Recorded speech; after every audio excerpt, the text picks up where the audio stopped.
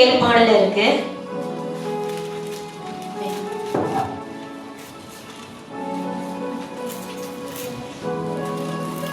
எசேக்கியேல் 36வது அதிகாரம் 26வது வசனமும் 27வது வசனமும்.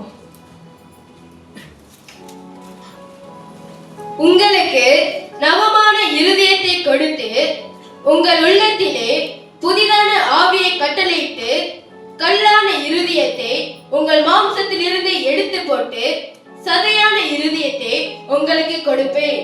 உங்கள் உள்ளத்திலே என் ஆவியை வைத்து உங்களை என் கட்டளைகளை நடக்கவோ என் நியாயங்களை கை கொள்ளவோ அவைகளின்படி செய்யவும் பண்ணுவேன். ஹல்லேலூயா,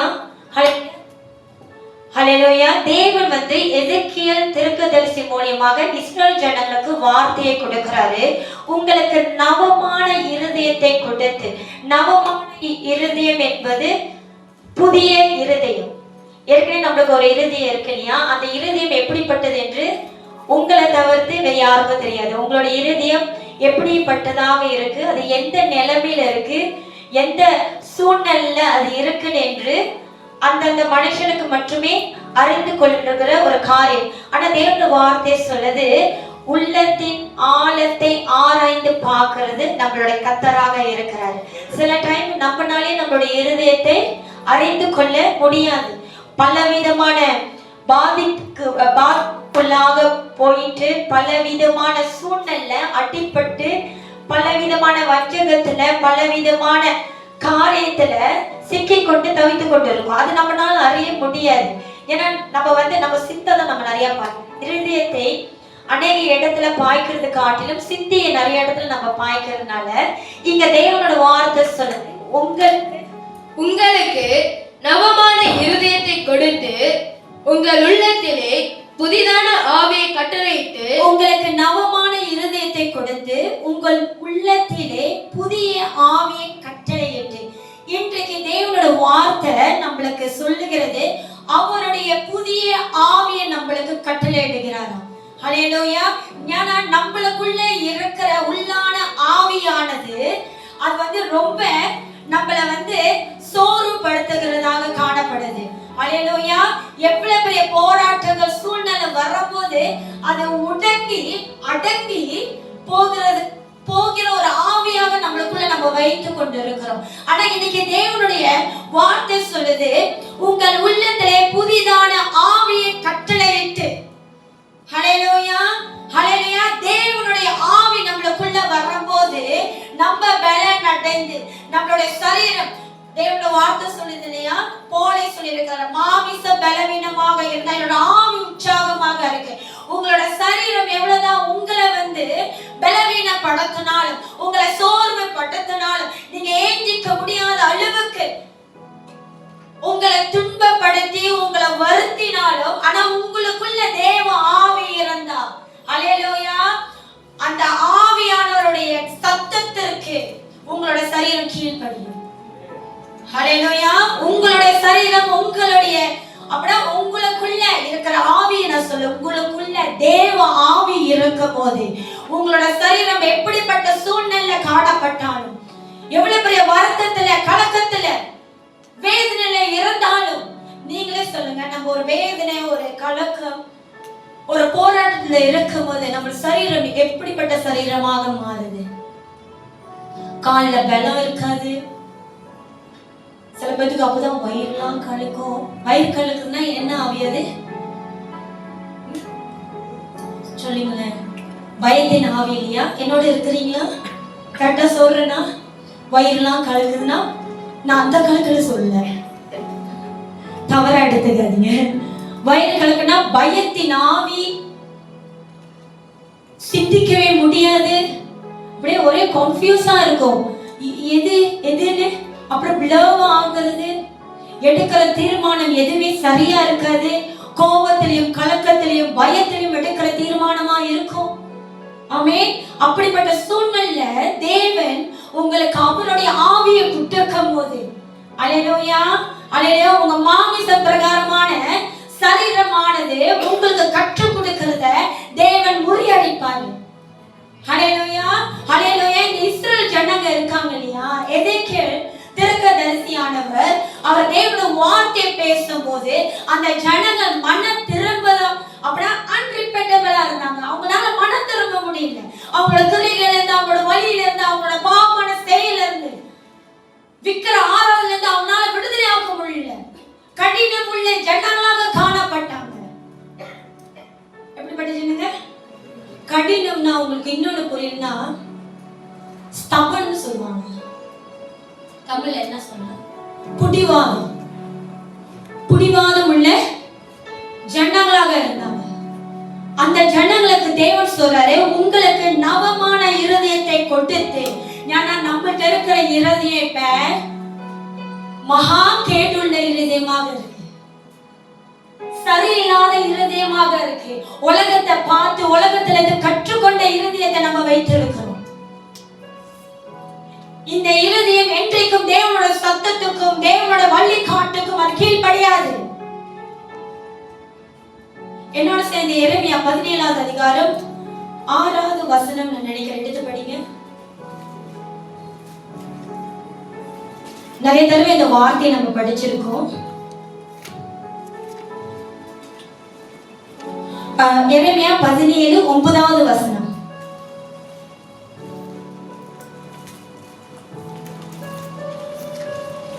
எல்லாவற்றை பார்க்கிலும் இருதயமே திருக்குள்ளதோ மகா கேடு உள்ளதுமா இருக்கிறது, அதை அறியத்தக்கவன் யார்?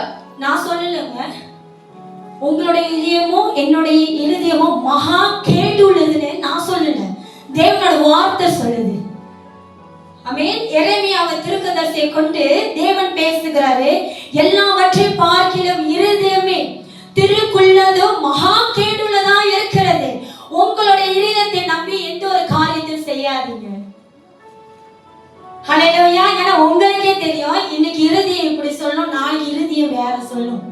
இன்னைக்கு இருதயம் இது வீணுன்னு எதிர்பார்க்கும், நாளைக்கு வேற மேல ஆசைப்படும். ஆமென். கடைசியா பாருங்க, தேவனோட வார்த்தை கேக்குது, அதை அறியத்தக்கவன் யார்? உங்களாலே உங்களுடைய இருதயத்தை அறிய முடியாது. யாருனால யாரோட இருதயத்தை அறிய முடியாது?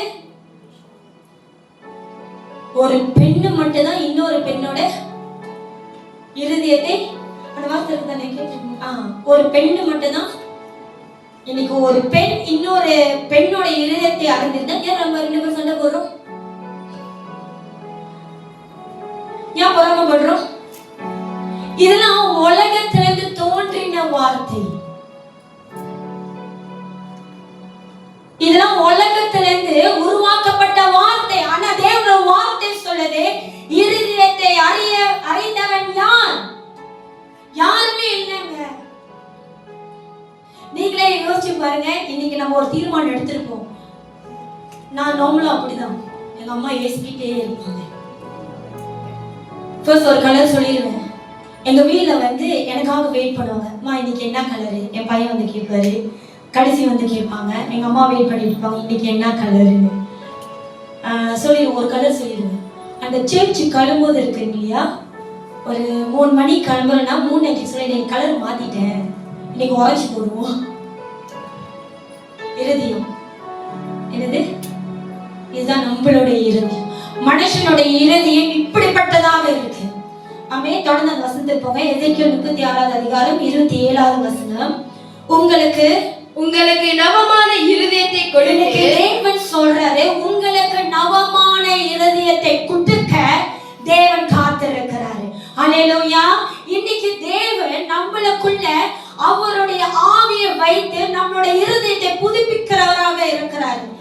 உங்களுக்கு நவமான இருதயத்தை கொடுத்து உங்கள் உள்ளத்திலே புதிதான ஆவியை கட்டளையிட்டு கல்லான இருதயத்தை உங்கள் மாம்சத்தில் இருந்து எடுத்து கல்லான இருதயத்தை உங்கள் மாம்சத்திலிருந்து எடுத்து போட்டு.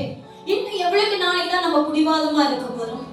அம்மா கிட்ட புடிவாதமா இருக்கும், அப்பா கிட்ட புடிவாதமா இருக்கும், மனைவி கணவர் கிட்ட புடிவாதமா இருக்கிறாங்க, கணவர் மனைவி கிட்ட புடிவாதமா இருக்கிறாங்க, அவங்கவுங்க கணவர் அவங்கவுங்க மனைவி கிட்ட.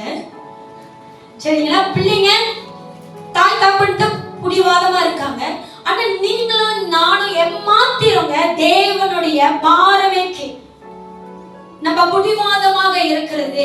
தேவனோட வார்த்தை முடியாதுன்னா முடியாது. ஹல்லேலூயா.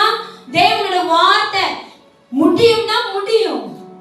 தேவனோட வார்த்தைக்கு அப்பாற்பட்டு நம்மளால எந்த ஒரு காரியத்தையும் செய்ய முடியாது. அதுக்கு பேர் என்ன தெரியுங்களா? நீங்களும் நானும் துன்மார்க்கன். தேவனோட வார்த்தைக்கும் தேவனோட வழி நடத்துறதுக்கும் விரோதமாக புடிவாதத்தோட எனக்கு இதுதான் வேணும், எனக்கு இது வச்சாதான் நான் சந்தோஷமா இருப்பேன், இதுதான் என் வாழ்க்கைக்கு நல்லது, கர்த்தர் இது இல்லைன்னா இல்ல. ஹல்லேலூயா, ஹல்லேலூயா. தேவன் எல்லா சூழ்நிலையும் நம்மகிட்ட ஒண்ணுதான் எதிர்பார்க்கிறார். நீங்க அவரை உண்மையாக நேசிக்கிறது. நீங்க அவரை உண்மையாக நேசிச்சீங்கன்னா நம்மளோட அவரோட வார்த்தைக்கு கீழ்ப்படியும். நீங்களே சொல்லுங்க, நம்ம ஒருத்தவங்களை நேசிச்சோம்னா, இது ஏற்கனவே உங்க மத்தியில பேசினதுதான், நம்ம ஒருத்தவங்களை உண்மையாக நம்ம நேசிச்சோம்னா அவங்க எதிர்பார்க்கறது போல அவங்க வாய்க்கு வந்து சொல்றது கட்டியோ என்ன அது அவங்களுக்கு என்னெல்லாம் பிடிக்கும் தெரிஞ்சு நம்மளை மாற்றிக்கொள்றோம் இல்லைங்களா?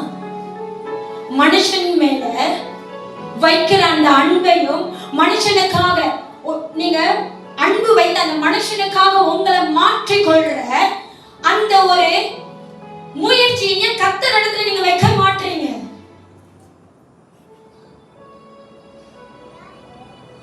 இல்ல உங்களை நேசிக்கிறீங்க இல்லையா? உங்களை நீங்க நேசிக்கும் போது உங்களை எப்படியாக நீங்க அலங்காரப்படுத்திக் கொள்றீங்க? உங்களை எப்படி நீங்க வந்து கனத்துக்குரியவர்களாக மரியாதைக்குரியவர்களாக வைத்துக் கொள்ளுங்க மற்ற பார்வைக்கு. ஆமாங்க இல்லையா? அப்ப உங்களை நீங்க நேசிக்கிறது போல எப்படி உங்களை நீங்க மாற்றிக்கொள்றீங்களோ கர்த்தருக்காக உங்களை நீங்க மாற்றிக்கொள்ளுங்க. உங்களோட பிடிவாதத்தை விட்டு வாங்க, உங்க கடினமான இருதயத்தை விட்டு வாங்க. தேவன் இன்னைக்கு நம்மகிட்ட கடினமான இருதயத்தை அவர் எதிர்பார்க்கல. இஸ்ரவேல் ஜனங்க கடினமுள்ள ஜனங்களாக இருந்தாங்க, கடினமுள்ள இருதயமுள்ள ஜனங்களாக இருந்தாங்க. கர்த்தர் அவர்களுக்கு பேர் வச்சாரு, வணங்கா கணத்து உள்ள ஜனம். என்ன தேவன் வச்சாருங்க? மோசே வைக்கல, யோசுவா வைக்கல. இஸ்ரவேல் ஜனங்களை பார்த்து வணங்கா கழுத்து உள்ள ஜனங்கள் என்று தேவன் இஸ்ரவேல் ஜனங்களுக்கு பேர் வைத்தாரு. ஏன்னா எதுக்குமே கீழ்ப்படிய மாட்டாங்க. பாருங்க, இஸ்ரவேல் ஜனங்க உடம்பு முடியல, குரல் கொஞ்சம் ஒரு மாதிரி தான் இருக்கு, ஆனா என் ஆவி உற்சாகமா இருக்கு, காதுள்ளவன் கேட்க கடவன். ஹல்லேலூயா. உங்களுக்கு நீங்க கரெக்டா கேட்டீங்கன்னா கண்டிப்பா தேவன் உங்களை பலப்படுத்துவார் இந்த வார்த்தையை கொண்டு. இஸ்ரவேல் ஜனங்க அவங்க தாங்க எகிப்து தேசத்துல இருக்கும்போது அந்த அடிமைத்தனத்தை தாங்க முடியாம கர்த்தர்ட்ட கதறி அழுந்து விண்ணப்பம் செய்தாங்க. ஆமாம் தானே? படிச்சிருக்கீங்க இல்லையா?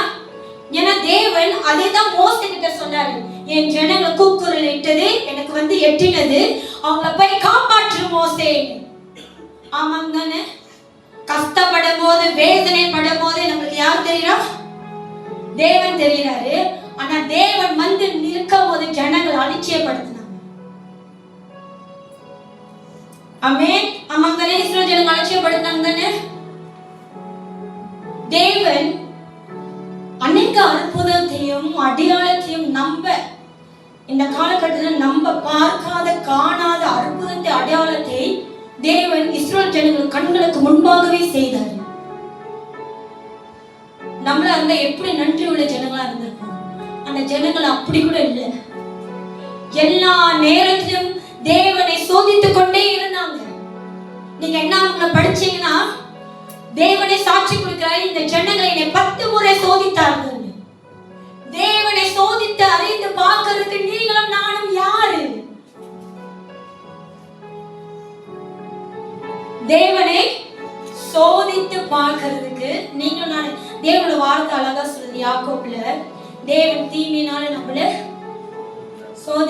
சோதிக்க மாட்டான், நம்ம அநேக சூழ்நிலை தேவனை சோதித்து பார்க்கிறோம். எப்படி தெரியுமா சோதிக்கணும்? நம்மளோட செயல்னால. கிறிஸ்துவ நான் விசுவாசிக்கிறேன், தேவன் இல்லாம எனக்கு ஒன்றுமே இல்லை, அவர்தான் எல்லாமே சொல்லிட்டு உங்களோட கிரியை உங்களோட வார்த்தை அவரை நாமத்தை தூஷிக்கப்படுத்துற பிரகாரமாக இருக்கும் போது நீங்க அவரை சோதிக்கிறீங்க. முதல்ல இஸ்ரவேல் ஜனங்க எப்படி தெரியுங்களா தேவனை ஆராதித்தாங்க தெரியுங்களா? அவருக்கு பேரை வைத்து ஆராதித்தார்கள். எத்தனை பேருக்கு தெரியும்? இஸ்ரவேல் ஜனங்க அவங்களுக்கு தேவனை ஆராதிக்க தெரியாது. ஆனா அவங்க ஆராதித்தது தேவனுக்கு பல நாமங்களை வைத்து தேவனை ஆராதித்தார்கள். ஆனா இன்னைக்கு நம்ம அவரை நாமத்தை தூஷிக்கிறவர்களாக நம்ம காணப்படுறோம். நம்மளோட கடினமான இருதயம் எப்படிப்பட்ட இருதயம்? கடினமான இருதயம். அந்த கடினமான இருதயத்தை தேவன் வெறுக்கிறாரு. அதை அருவருப்பாக அவர் எண்ணுகிறாரு.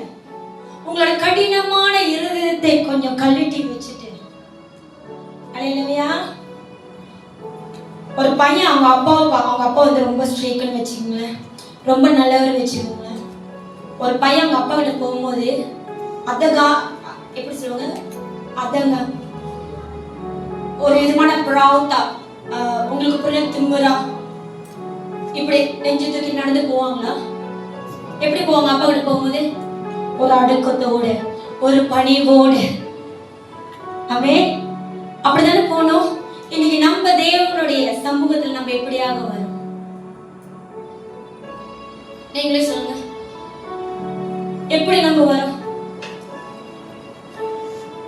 தேவனுடைய வார்த்தை கீழ்ப்படிந்து அவரோட நன்மைகளை பெற்றுக்கொண்டவங்க அந்த வார்த்தையை என்றைக்குமே அவசியப்படுத்த மாட்டாங்க. நீங்க கீழ்ப்படிந்தாதான் உங்களுக்கு ஆசீர்வாதம். ஆமென். நீங்க உங்களுடைய கடினமான இருதயத்தை, உங்களோட மகா கேடுள்ள இருதயத்தை, மற்றவங்களை வஞ்சிக்கிற இருதயத்தை, பொல்லாத இருதயத்தை நீங்க விட்டு நீங்க தேவன்கிட்ட கீழ்ப்படுகிற இருதயத்தோடு வரும்போது தாங்க தேவன் உங்களுக்காக வைத்திருக்கிற ஆசீர்வாதத்தை அவரோட பரலோக வாசலிலிருந்து உங்களுக்காக அவர் அளிப்பாரு. ஹல்லேலூயா, ஹல்லேலூயா. கொஞ்சம் ரஷிங் த சர்ச்சுக்கு வரும்போது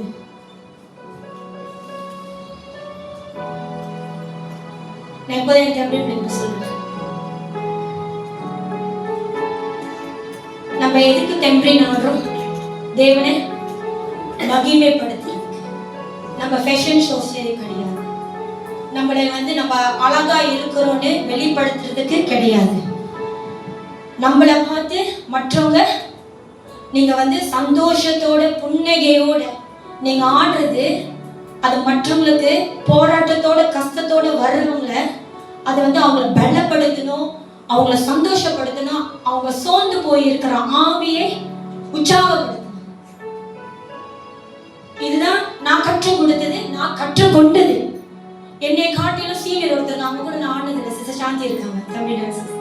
எங்க சிஸ்டர் உங்களை பத்தி ரொம்ப பேசுவாங்க.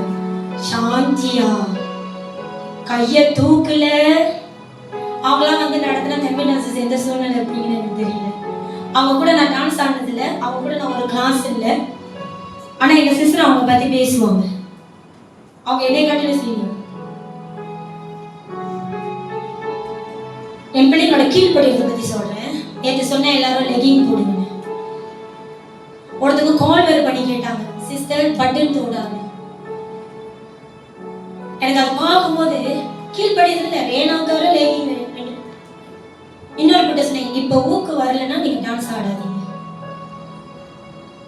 உங்களால என்னோட வார்த்தைக்கு உங்களால கீழ்ப்படி முடியலன்னா, தேவனோட வார்த்தைக்கு, என் வார்த்தைக்கு இவ்வளவுதான் மரியாதை, என்னோட வார்த்தைக்கு இவ்வளவுதான் கீழ்ப்படிதுன்னா, தேவனோட வார்த்தை வரும்போது நீங்க எந்த அளவுல நீங்க வைத்திருப்பீங்க? நான் சொல்றது உங்களுக்கு புரியுதுங்களா? எந்த அளவுக்கு தேவனோட வார்த்தையை நீங்க கனப்படுத்துவீங்க? எந்த அளவுக்கு தேவனோட வார்த்தை எவ்வளவுதான் ரேமாக வந்தாலும், ஆவி பட்டைய போல வந்தாலும் உங்களால கீழ்ப்படிய முடியாது. ஏன்னா உங்களுக்காக நியமித்து வைத்திருக்கிற லீடர்ஸ்க்கு, உங்க போதகருக்கே உங்களால கீழ்ப்படிய முடியலன்னா, ஏன்னா அவர் கொண்டு வர வார்த்தையை தேவன் கொடுத்திருந்தாங்க. உங்களால கீழ்ப்படிய முடியல, உங்களால மரியாதை கொடுக்க முடியலன்னா, அப்ப தேவனோட வார்த்தை எவ்வளவுதான் வந்தாலும் நம்ம விடுதலை ஆக முடியாது.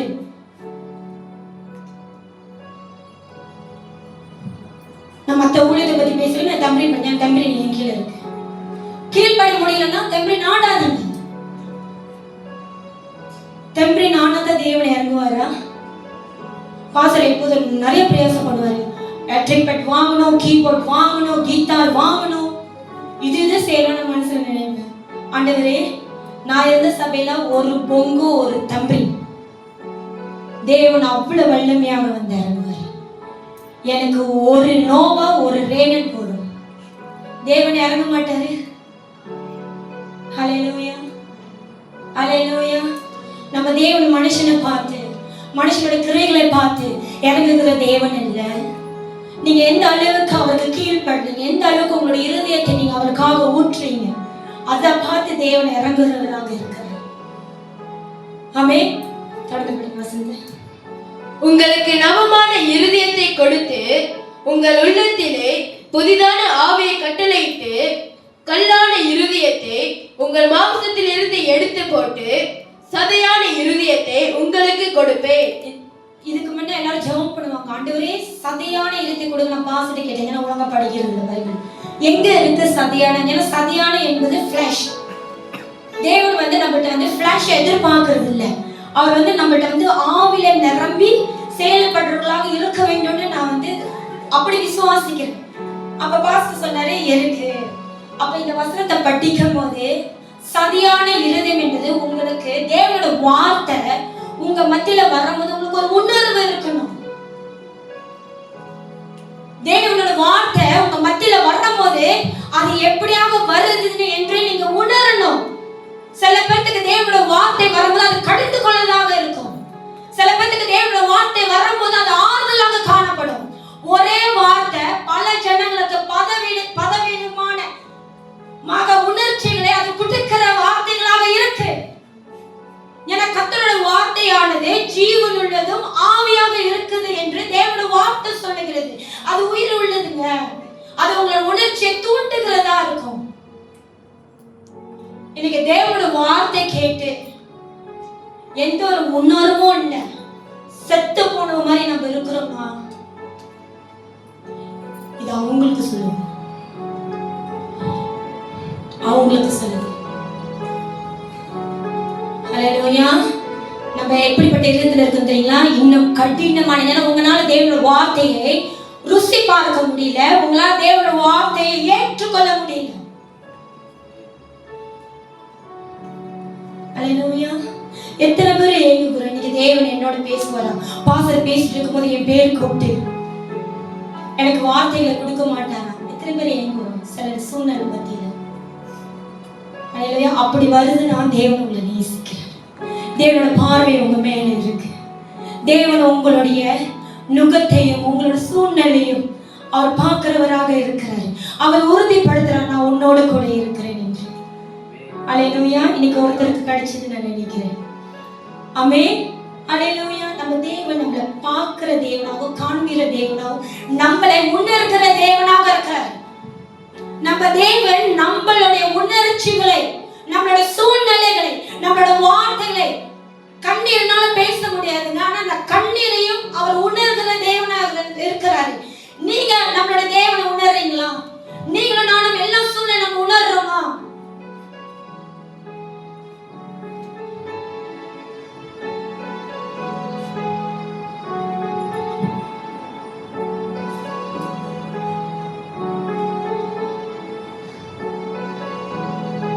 எல்லாத்துக்கும் ஒரு பாட சூழ்நிலை வரும்போது தான் நம்ம யாருன்னு நம்மளுக்கே தெரியும். நம்மள ஆராய்ந்து பார்க்கறது, பாடும் சோதனையும் விசுவாச பரிச்சயம் கடந்து போறதே ரொம்ப மேலுங்க. உண்மையிலே சொல்றேன். அப்பதான் நம்மள தேவனுக்குள்ள நம்மளுடைய பிள்ளைகள், நம்மளோட தவறுகள், நம்மளோட சிந்தனைகளை சரி செய்ய கூடிய ஒரே சூழ்நிலை நம்ம கடந்து போற பாதை மட்டும்தான், பாடுகள் மட்டும்தான், சோதனை மட்டும்தான். அவ்வளவு நாள் விசுவாசத்தை கொண்டு நம்ம பேசுவோம். தேவன் என்னோட இருக்கிறாரு, எனக்கு தெரியும், அவர் எல்லாம் பார்த்துக்குவாரு, என்னை கைவிட மாட்டாரு. அப்படி பேசுறவங்க தான் ஒரு சூழ்நிலை வரும்போது கொஞ்ச நேரத்துல அப்படி பேசுறவங்கள இப்ப எப்படி பேசுறாங்க, சில டைம் போராட்ட சூழ்நிலை வந்து நம்ம வெட்கப்படுறோம் இல்லையா? ஏற்றுக்கொண்டு நம்ம கர்த்தருக்குள்ள வளர்றதுக்கு ஒரு பாதையாக எடுத்துக்கொள்ளுங்க. ஒரு பாதையாக எடுத்துக்கொள்ளுங்க. எனக்கு ரொம்ப சோர்வுதான். சோர்வு சொல்றது காட்டிலும் தேவன் நிறைய காரியத்தை கற்றுக் கொடுத்தாரு. கற்றுக் கொடுத்தாரு. வெள்ளிக்கிழமை ஸ்லீப்லெஸ் நைட் காலையே எஞ்சி பாசிட்டு சொல்லிடுங்க, காலையே நான் வாக்கிங் போறேன் எல்லாம் கேட்பாரு. சொல்லாம நான் போனீங்க. காலையே வாக்கிங் போயிட்டேன். பாப்பா வரேன்னு சொல்லி தூங்கிட்டு இருந்தாங்க. நான் குளிச்சுட்டு போயிட்டேன். சனிக்கிழமை காலையே போயிட்டு தேவனோட நான் பேசினேன். சொன்னேன், இன்னைக்கு அந்த பிரே கிரவுண்டே பரிசுத்தமா இருக்கும் போல. ஒரு 10 சுத்து, ஒரு 3 ஓட்ட 10 வாக்கிங். ஒண்ணுதான் தேவன்கிட்ட கேட்டேன். ஏன் நிறைய பேர் கேட்பாங்க, தேவன் நம்மளுடைய பாடுகளை, நம்மளுடைய பாவங்களை, நம்மளுடைய துன்பத்தை அவர் சிலுவையில நம்மளுக்காக சுமந்து நம்மளுக்காக ஜெய பெற்றுட்டாரு. எதற்காக இன்னும் நம்மளுடைய சிலுவையை தூக்கி கொண்டு நம்ம போனோம்? கேட்டவங்ககிட்ட அந்த நேரத்துல என்னால பதில் சொல்ல முடிஞ்சது. ஆனா என்னால தாங்க முடியல. என்னோட சிலுவை அந்த காலையில கடந்து போய்கிட்டே இருக்கு. நான் என்னோட ஷோல்டரை பார்த்து ஓடிக்கிட்டே ஷோல்டர் பார்க்குறேன். ஆண்டவரே, உங்களோட அழைப்பு ரொம்ப பெரியது, அதை நான் ஏற்றுக்கொள்றேன். ஆனா ரொம்ப வலிக்குது, ரொம்ப வலிக்குது. கொஞ்சம் இறக்கி வச்சுட்டோமான்னு கேட்டேன். இறக்கி வச்சு கண்ணு தூக்கி பார்க்குறேன். எனக்கு ஒரு வெளிப்பாடு, எனக்கு முன்னே இயேசு அவரோட சிலுவையை தூக்கி கொண்டு போறாரு. அப்படியே அமைதியாயிட்டேன். கொஞ்ச நேரம் தான். எனக்கு அது ரொம்ப பாடா இருந்தது. சிலுவை தூக்குன்னு நான் இப்படிதான் பார்த்துட்டு இருக்கேன். ரொம்ப வலிக்குதாங்க, ஓடிக்கிட்டே சொல்ல ரொம்ப வலிக்குதாங்க, கொஞ்சம் இறக்கி வைக்கலாமா, என்னால மூச்சு விட முடியல. எனக்கு ரொம்ப திணறு. என்னோட பிரச்சனை இல்லை, ஆனா ரொம்ப திணறு. இப்படிதான் ஏற எடுத்து பார்த்தேன். இயேசு கிறிஸ்து எனக்கு முன்பாக அவரோட சிலுவை தூக்கி கொண்டு போறார். அப்ப நான் என் சிலுவை தூக்குறதுல எனக்கு பாடு இல்லை, அவரு காட்டிலுமே அது ரொம்ப பாடு இல்லை. அப்புறம் இன்னொன்று போய்கிட்டே இருக்கும் போது அப்பதான் உணர்ந்தேன், இயேசு கூட பிதாவும் கூட இருக்கிறாரு. அந்த சிலுவை சுமக்க இயேசு கூட பிதா இருக்கிறாருன்னா என் கூட பரிசுத்த ஆவியானவர், எனக்காக மரித்து உயிர் தந்த இயேசு கிறிஸ்து, என்னை அழைத்த பிதாவும் என் கூட தான் இருக்கிறார். அல்லேலூயா. நம்மளுக்கு கொடுத்த சிலுவைய, அது எவ்வளவு பெரிய பாரமா இருந்தாலும், அது எவ்வளவு பெரிய சுமையாக இருந்தாலும் சுமந்து கொண்டு போங்க. ஏன்னா உங்களுக்கு முன்பாக இயேசு அந்த சிலுவை சுமந்து ஜெயத்தை பெற்றார். அவரை காட்டிலும் நம்ம அவ்வளவு பெரிய பாட சுமந்து போல. உலகத்துல உபத்திரவம் உண்டே, திடன் குலங்க, நானே உலகத்தை ஜெயித்தேன். இயேசு கிறிஸ்து ஜெயித்தார்னா என்னாலையும் ஜெயிக்க முடியும் என்று அந்த நம்பிக்கை, அந்த விசுவாசம் நம்மளுக்குள்ள இருக்கணும். இன்னைக்கு தேவனோட வார்த்தை உங்க மத்தியில வரும்போது, ஹல்லேலூயா, தேவனோட வார்த்தை உங்க மத்தியில வரும்போது ஏற்றுக்கொள்ளுங்க. சில பேர் அவங்களோட நீதியை நியாயத்தை வைப்பாங்க பாருங்க. எல்லாம் ஆண்டவரே உண்மைதான், ஆனா என் சூழ்நிலை இப்படி இருக்கு, நான் இப்படிதான் கடந்து போகணும், இல்லைன்னா நான் எல்லாமே இழந்துருவேன். நான் வாக்கிங் போயிட்டு வந்து ரேகனை சொன்னேன். நான் போறதுக்கு முன்னே சொன்னேன், 1.5 hourல வந்துட்டு கிளம்பிடுங்க, வெளியே போகணும். வீட்டுக்கு வந்துட்டேன். பாஸ்டர் எங்க போறீங்க? இன்னைக்கு சர்ச் இருக்கு, இல்லை கொஞ்ச நேரம் என் பையன் கூட பேசுன்னு கூட்டிட்டு போனேன். அப்படி ஒண்ணுதான் சொன்னேன், நீயா தேவனானு உன்னைய தூக்கி போட்டு நான் என் தேவன் கூட தான் இருப்பேன் சொன்ன. அவரெல்லாம் வந்து பாதி தூரம் என் வாழ்க்கையில நான் உங்களுக்கு கெட்டதை கற்றுக் கொடுக்கல. நான் என்ன சொல்றேன்னா, தேவனை நீங்க எப்படியாக நேசிக்கணும், அவர் வார்த்தையை ருசி பார்த்தவர்கள், யாருனாலையும் உதவி செய்ய முடியாத சூழ்நிலை அவர் மட்டும்தாங்க நம்மளுக்கு உதவி செய்ய முடியும். உங்க கணவரோ, உங்களோட மனைவியோ, உங்களோட பிள்ளைகளோ உங்களை தூக்கி விட முடியாது. எவ்வளவுதான் ஆறுதலை கொடுத்தாலும் அது உங்களை திருப்தி ஆக்காது. தேவன் ஒருவர் மட்டுமே நம்மளை தூக்கி விட முடியும், நம்மளை உற்சாகப்படுத்த முடியும், நம்மளுக்கு ஒத்தாசை அனுப்ப முடியும். நம்மளுக்காக யுத்தம் செய்கிறவரோ அவர் மட்டும்தான். ரேகனாதான் சொன்னேன், நீயா தேவன் கிட்ட எனக்கு தேவன். யாருக்காகியும் சத்திய வார்த்தையை என் பையனை ஆதாயப்படுத்துறதுக்கோ இல்லை தீமூத்தி ஆதாயம் நான் இப்படி பேசிட்டா என்னை விட்டுட்டு போயிடுவாங்கன்னு சொல்லி என்னால சத்திய வார்த்தையை மாற்றி பேச முடியாது. நான் நரகத்துக்கு போகணும். நான் மட்டும் இல்லை, என் கூட சேர்ந்து தீமூத்தி ரேகனும் வர வேண்டியதுதான். என்ன தேவனோட வார்த்தை பேதுரு சொல்றாரு, உன்னைய நீ மட்டும் பாவம் செய்யாம இன்னொருத்தர் நீ பாவம் செய்ய நீ வஞ்சிக்கிற, அவனை பாவம் செய்யறானா உன் கழுத்தை கல்லால் அப்படின்னா ஒரு கயிறு எடுத்து கல்லை கட்டி உன் கழுத்தை கட்டி தண்ணியில விழுந்துரு. கட்ட சொல்றேன், புரியுது நான் சொல்றது? கல் இருக்குல்ல, பெரிய கல்லு, நீங்க படத்தெல்லாம் பார்த்துருப்பீங்க. கல் பெரிய கல்லை கயிறை கட்டி உன் கழுத்துல கட்டி நீ கடல்ல விழுந்துரு. சத்திய வார்த்தை உங்களை திருப்திப்படுத்துறதுக்கோ உங்களை ஆதாயப்படுத்துக்கோ பொருட்டு பேச முடியாது. பிரசங்கம் பண்றேன் நானு, ஐயோ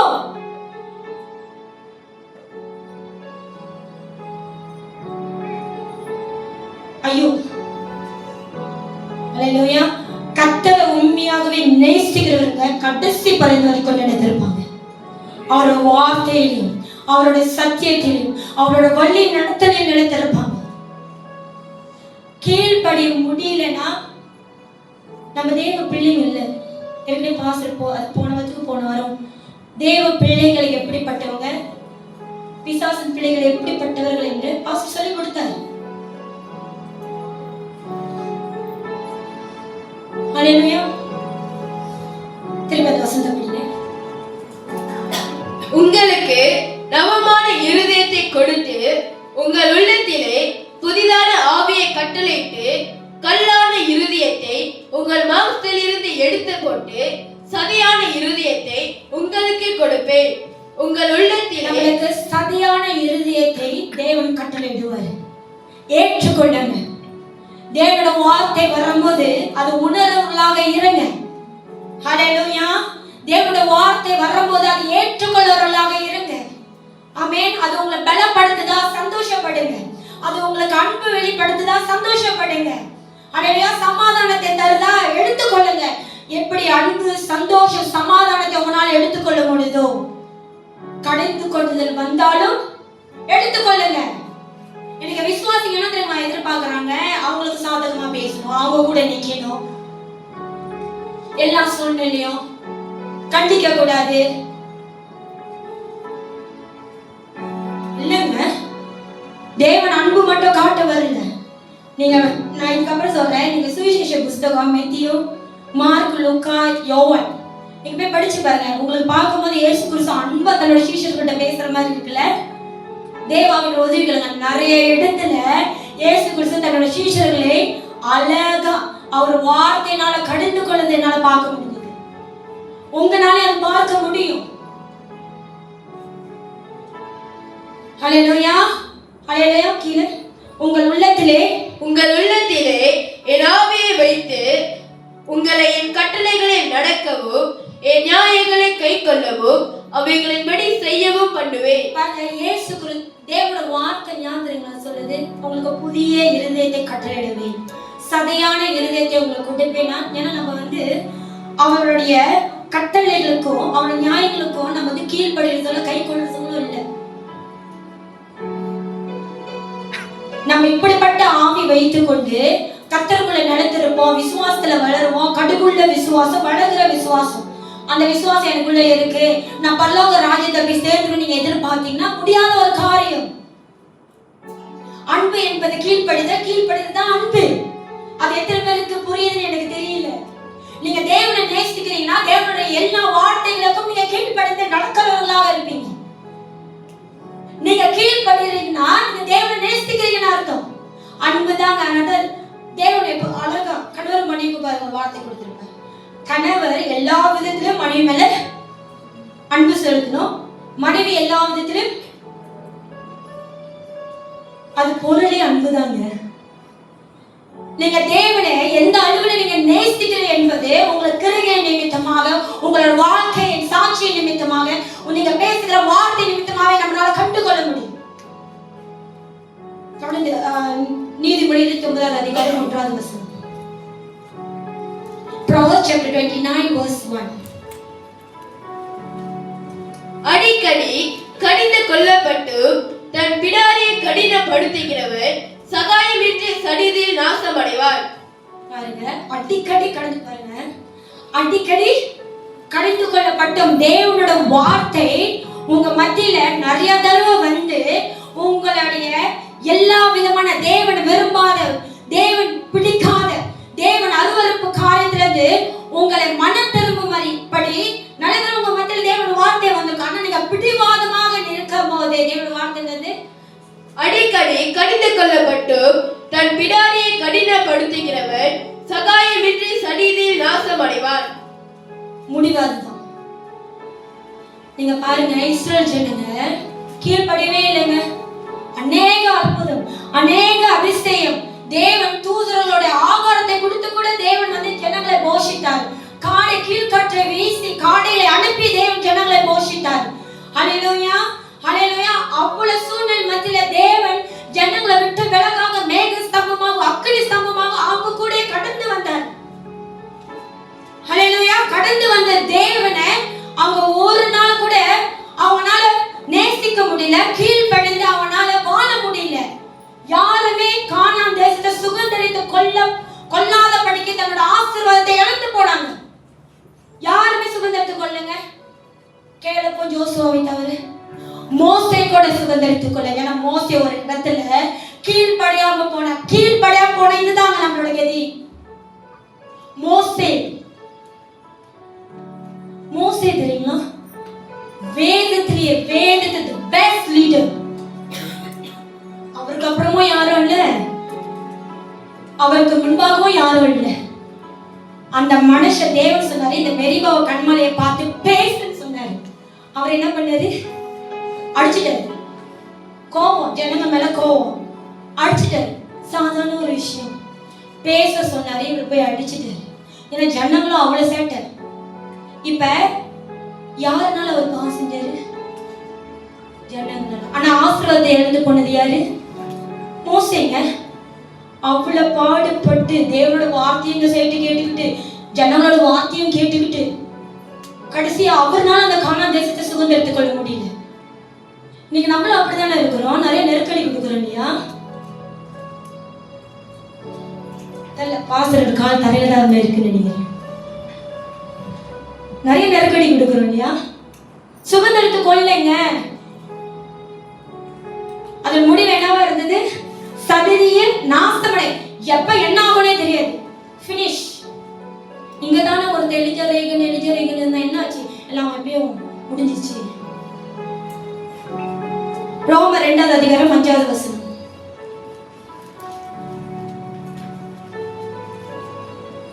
ரோமர் chapter 2 verse 5. ரோமர் 2வது அதிகாரம் 5வது வசனம், புதிய ஏற்பாடுல.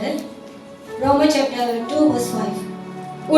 உன் மன கடினத்திற்கு குணப்படாத இருதயத்திற்கு உங்களுடைய கடினம், புடிவாதம், உங்களோட புடிவாதத்தினாலோ குணப்படாத இருதயம்னா மன திரும்பாத இருதயம். எவ்வளவுதான் சொன்னாலும் மாற முடியாது.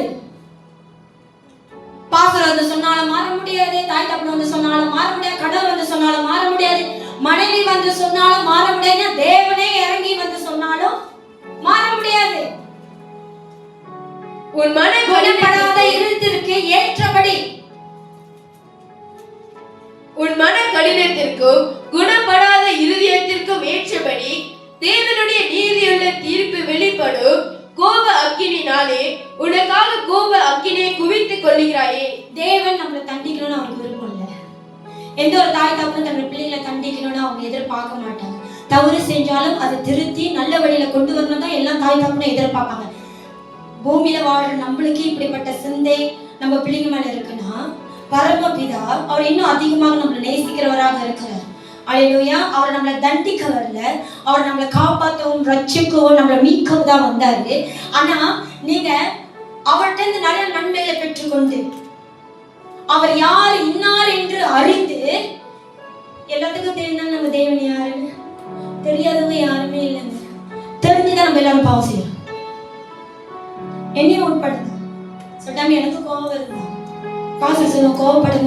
யாரையும் எதையும் சொல்லிடக்கூடாது. சில டைம் முடிவு சொல்லிடுறேன். கெட்ட வார்த்தை இல்லை, நான் கெட்ட வார்த்தை பேசுறதில்ல, பேச மாட்டேன், சொல்லிடுறேன். நானும் தான். தேவன் நம்மள தண்டிக்க வரல. ஆனா நம்ம என்ன பண்ண வசந்த பிரகாரம் நம்மளோட மன திரும்பாத இருதயத்தினாலையும் நம்மளோட புடிவாதத்தினாலையும் நம்மளோட விருப்பத்துக்கு நம்மளோட எண்ணத்தினாலையும் இதுதான் ஏன்னா நம்மளாம் வந்து தேவனை காட்டில் ரொம்ப பெரியவங்க. யாரு? தேவனை காட்டில் நம்ம ரொம்ப பெரியவங்க. அவர் கொடுக்கிற ஆலோசனை காட்டில் நம்ம எடுத்து வைத்திருக்கிற ஆலோசனை ரொம்ப பெரியது. அதுதான் நம்மளுக்கு நலமும் சமாதானமும் சந்தோஷமும் ஆரோக்கியமும் எல்லாமே ஐஸ்வர்யத்தை நம்மளுக்கு கொடுக்குது பாருங்க. அப்ப நம்ம என்ன பண்றோம்? அந்த இறுதியை வந்து மன திரும்பாம இருக்கிறதுனால நம்மளுக்கு கோவாக்கினே தேவோட கோவத்தை நம்மளே சேர்த்து வச்சுக்கணும். நீங்க சொல்லாதீங்க தேவனை என்னை தண்டிச்சாருன்னு. தேவன் தண்டிக்கிறதே நீங்களே கேட்டு வாங்கிக்கிட்டனாலதான். தேவன் உங்களை கடந்து கொடுத்த நீங்களே கேட்டு வாங்கிக்கிட்டீங்க. நீங்க கண்ணீர் கவலை கஷ்டத்தை கடந்து போறீங்கன்னா நீங்களே கேட்டு வாங்கி வச்சுக்கிட்டதுனாலதான். தேவன் நிறைய வாய்ப்பு கொடுத்தாரு இல்லையா மனதிற்கு. இன்னும் தேவன் நம்மளுக்கு வாய்ப்பு கொடுக்குறாரு. இன்னைக்கு தேவனோட வார்த்தை வருதுன்னா தேவன் நம்ம நேசிக்கிறனால. மன திரும்புவது பத்தி தான் தேவன் பேசுறாரு. கடைசியா மன திரும்பாத குணப்படாத இருதயம்னா மன திரும்பாத இருதயம். இன்னைக்கு எப்படிப்பட்ட இருதயத்தை நம்ம வைத்திருக்கோம்? வார சபைக்கு வரோம், தேவனோட வார்த்தை கேட்கணும்னா கூட ஆன்லைன்ல கேட்கிறோம். நம்ம வேற எங்கேயாச்சும் போனா கூட அங்க போய் சபைக்கு போறோம், விடுறது இல்லை. தேவ பிரசனத்தை விடுறது இல்லை, தேவனோட வார்த்தை கேட்க விடுறது இல்லை. ஆனா எந்த அளவுக்கு உங்க இருதயம் குணப்பட்டிருக்கு, எந்த அளவுக்கு நம்ம மாறி இருக்கோம், எந்த அளவுக்கு நீங்க கீழ்படுறீங்க. 10 மணி சர்வீஸ் 10:05 வராங்க. எந்த அளவுக்கு நம்மகிட்ட மாற்றம் இருக்கு. கர்த்தர் ராஜ்யத்துல பயம் இல்லை, ஒரு அலட்சியம். என்ன பண்ணுனா உங்களுக்கு பயம் வரும். என்ன பண்ணுனா உங்களுக்கு தேவன் மேல ஒரு கனமும் வரும். சொன்னாங்க ஆசிரியனாலும் நம்ம யாரையும் திருட்ட முடியாது. இதுக்கு மேல நம்ம பேசவும் வேண்டாம். தேவனோட வார்த்தை போதிக்கிட்டோம். காதுள்ளவன் கேட்டு ஆசீர்வாதத்தை பெற்றுக்கொள்வான், கேட்காதவன் தேவன் காத்துல போகுதுங்க. தேவன் பார்த்துட்டு நம்மளோட வேலை என்னது? தேவனோட ராஜ்யத்தை சத்தியத்துக்குள்ளாகவும் பரிசுத்தத்துக்குள்ளாகவும் ஒழுக்கத்துக்குள்ளாகவும் வழி நடத்துது. அந்த ஒழுக்கத்தையும் பரிசுத்தத்தையும் எடுத்துக்கொள்ளாதவங்க நம்ம ஒன்றும் சொல்ல முடியாது. அல்லேலூயா, அல்லேலூயா. தேவன் நம்ம அப்படியாக நேசிக்கிறார். இஸ்ரவேல் ஜனங்களுக்கு எவ்வளவு துன்பங்கள் கொடுத்தாங்க. தேவன் செய்த நன்மைகளை அவன் நினைத்து பார்க்காம தூஷித்து பேசினாலும் தேவன் அவர் செய்கிற வேலையை, அந்த ஜனங்களை போஷிக்கிற வேலையும் அந்த ஜனங்களை வழி நடத்துற வேலையும் அவர் எங்கேயும் விடலைங்க. அவர் வழி நடத்தி கொண்டேதான் இருந்தார். அல்லேலூயா. அந்த ஜனங்களுக்கு கஷ்டம் வரும்போது தேவன் அவங்க மத்தியில போய் நின்றார். அந்த ஜனங்களுக்கு பசி தாகம் எடுக்கும் போது அந்த சூழ்நிலை மத்தியிலும் தேவன் இருந்தார். ஒருவனும் அவர்களை எதிர்த்து நிற்காதபடிக்கு தேவன் அவ்வளவு பெரியவராக நின்றார். ஹல்லேலூயா. இன்னைக்கு தேவனும் நம்ம மத்தியில நம்ம பக்கத்துல அப்படிதாங்க நிற்கிறாரு. அந்த தேவனை உணர்ந்து பாருங்க. ஹல்லேலூயா. அந்த தேவனை உணர்ந்து பாருங்க. எப்பொழுதோ உங்களே உணர்ந்துகிட்டு இருக்காதீங்க, உங்க சூழ்நிலையே உணர்ந்துட்டு இருக்காதீங்க, உங்களோட ஆலோசனையை உணர்ந்துட்டு இருக்க அதெல்லாம் கொஞ்சம் தள்ளி வச்சுட்டு உங்களை அழைத்த தேவன், உங்களை படைத்த தேவனை கொஞ்சம் உணர்ந்து பாருங்க. அல்லேலூயா. அவரே ரொம்ப நல்லவர். நம்ம கூட கணவர் மனைவி, நான் என் ஃப்ரெண்டோட எப்போதும் சொல்லிக்கிட்டு இருக்கேன், எனக்கு ஃப்ரெண்டு இல்லை, எனக்கு எங்கள் அப்பா அம்மாவே போதும்னு சொல்லுவேன். எங்கள் அம்மாட கேளுங்க, நான் அவங்க கூட தான் இருப்பேன். என்னை பொறுத்த வரைக்கும் எனக்கு அவங்க 2 பேரும் இனாஃப். என்னை நல்லா ஆலோசிக்கிறாங்க, என்னை வழி நடத்துகிறாங்க. நான் கூட்டாளி கூட வெளியே போக மாட்டேன்.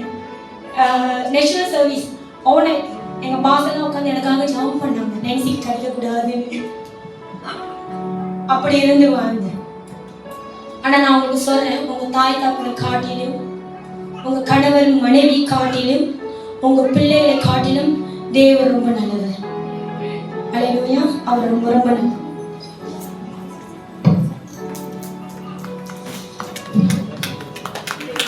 ஆமென். கர்த்தர் நல்லவர். ஆமென். சிஸ்டர் இன்னைக்கு பிரசங்கம் பண்றது நான் ரொம்ப ரசிச்சேன். ஏன்னா நம்மளுடைய வாழ்க்கையில நம்மளுக்கு தடையே கடினம், கல்லான இறுதி.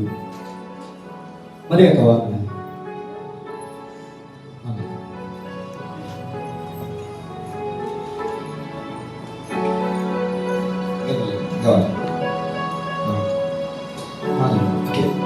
மரியாக்காவை பாருங்க. ஏன்னா மரியாக்கா தான் போன வாரம் என்ன சொன்னாங்க, நான் சிஸ்டர் பிரசன்னா எனக்கு அந்த காரியம் எனக்கு வந்துச்சு.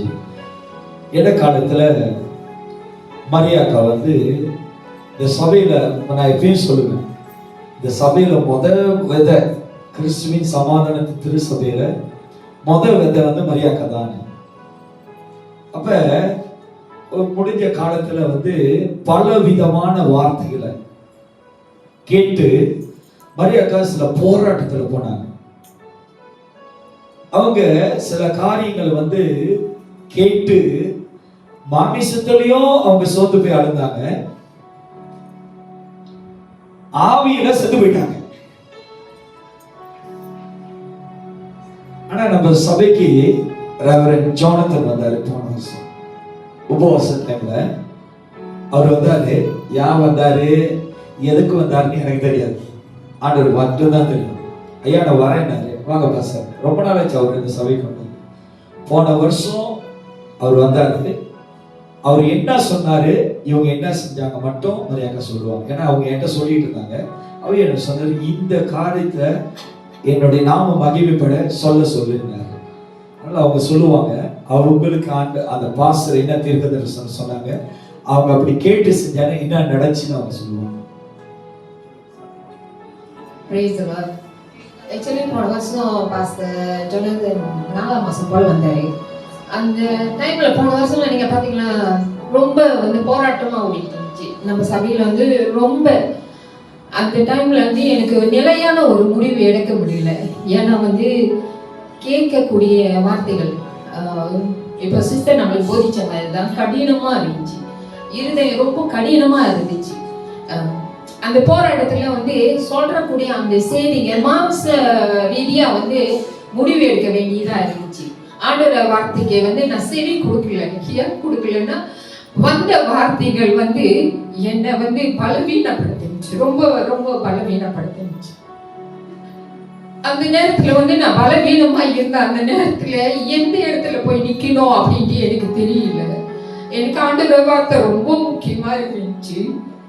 ஸோ அந்த ஆண்டவருடைய வார்த்தையை வந்து என்னை பலப்படுத்தும்படி என் பிள்ளைங்களை நான் கூட்டிக்கிட்டு நிறைய போராடினேன். நான் எங்க நிக்கணும் ஆண்டவரே, எந்த கூடாரத்துல நான் நிக்கணும், எப்படி வார்த்தை வந்து என்னை பலப்படுத்தணும்ட்டு என்னோட முட்டாள்தனத்துல, என்னோட சரீர ரீதியா ரொம்ப பலவீனப்பட்டு ஆண்டவர் கொடுத்த, இப்ப இஸ்ரவேல் ஜனத்தை குறிச்சு அவங்க பேசினாங்கல்ல, ஆண்டவர் வந்து நின்னாரு.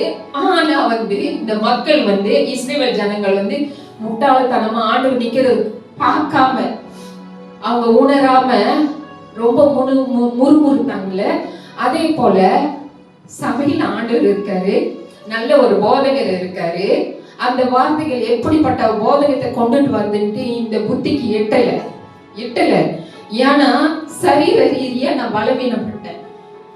மனுஷர்கள் கொண்டுட்டு வரும் வார்த்தைகள் என் காதுல போயிட்டே இருந்துச்சு. என்ன ரொம்ப ரொம்ப ரொம்ப பலவீனப்படுத்துச்சு. அந்த பலவீனத்துக்கு நான் வார்த்தையை தேடி ஓடுனேன். என் பிள்ளைங்களை கூட்டிக்கிட்டு வார்த்தையை தேடி ஓடுனேன். ஆண்டவரே உங்களை நிழல் வேணும்னுட்டு. இரண்டாவது பையன் ரொம்ப உடைஞ்சிட்டு ஆண்டவர் சொன்னேன், ஆண்டவரே நான் உங்களை விட்டுட்டு போக கூடாது, எனக்கு ஏதாவது ஒரு பதில் வேணும்ட்டு ரொம்ப போராடினப்ப அந்த டைம்ல தான் பாஸ்டர் ஜோனாதன் வந்திருந்தாரு. பாஸ்டர் ஜோனாதன் வந்து எல்லாருக்கும் வந்து ப்ரொபசி சொல்லிக்கிட்டு இருந்தாரு. என்னை கூப்பிட்டு சொன்னாரு, உன் காத ரெண்டியா நீ மூடிக்க, உன் காத ரெண்டியா நீ மூடிக்கிட்டீங்கன்னா ஆண்டவர் வார்த்தைக்கு மட்டும் நீ செவி கொடுத்த. ஆண்டவருக்கு நான் ரொம்ப நன்றி சொல்றேன்.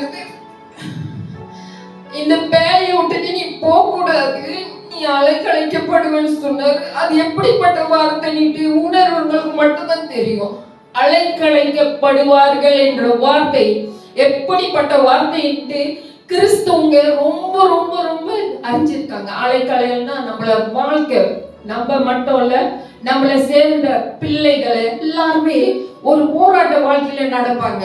அலைக்கலைக்கப்படுவார்கள்.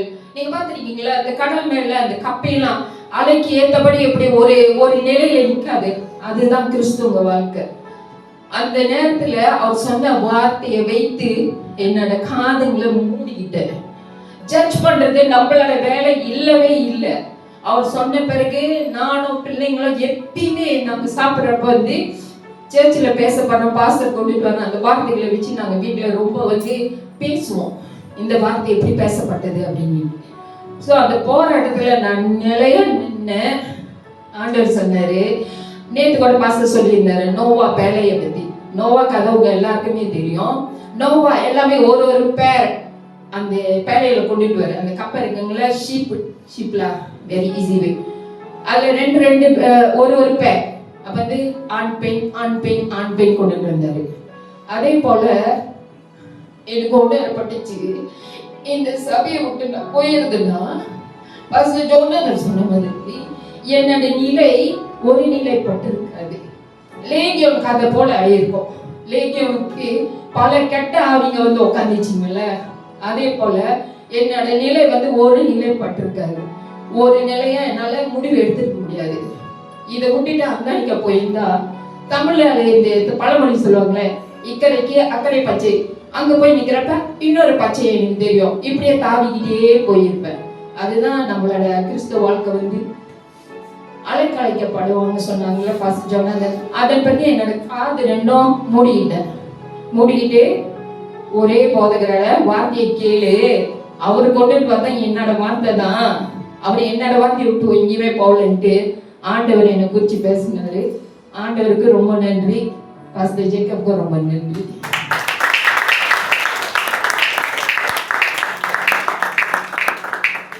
கர்த்தர் நல்லவராமே. இப்பதான் எனக்கு தெரியும் மரியாதை கூட பிரசன்ட் பண்ண விடலாமே. நான் ஏன் இந்த சாட்சியை சொல்ல சொன்னேன்னா, இன்னைக்கு நிறைய நம்ம வீணாய் போகிறது மனுஷனோட சத்தத்தை கேட்டு. மனுஷனோட சத்தத்தை கேட்காது. நான் யாரும் துக்கப்படுத்தல. ஒருவேளை மனுஷனோட சத்தத்தை கேட்டிருந்தீங்கன்னா இன்னைக்கு இந்த சாட்சியை கேட்டீங்க, பிரசங்கத்தை கேட்டீங்க, அந்த சத்தத்தை விட்டுட்டு ஆண்டவர்கிட்ட வந்துருங்க. அவர் ரொம்ப நேசிக்கிறார். பிரதர் சுரேஷ், ஆண்டவர் உங்களை ரொம்ப நேசிக்கிறார். மனச சத்தத்தை விட்டு விளங்குங்க, ஆண்டவர் சத்தத்தை கேளுங்க. நான் சொல்றேன், நம்ம நிலையை உறுதிப்படுத்துகிறவர் கர்த்தர். இன்னைக்கு லைஃப்ல இருக்கிற யாரெல்லாம் கேட்டுக்கிட்டு இருக்கீங்களோ உங்களுக்கு சொல்றேன், உங்களுக்கு ஆண்டவர் காத்திருக்கிறாரு. அந்த திருசபை உங்களுக்காக காத்திருக்கு. நீங்க திரும்பியும் அந்த சபைக்கு போங்க. கிறிஸ்து இயேசுவை ஏற்றுக்கொள்வார். எல்லாரும் எழுத வேண்டாமா? பரிசுத்தமான தேவன், பரிசுத்தமான தேவன். எல்லாரும் இருக்கிற இடத்துல அப்படியே இருக்கு. கண்களை மூடி பரிசுத்தமான தேவன் எல்லாரும் கண்கள்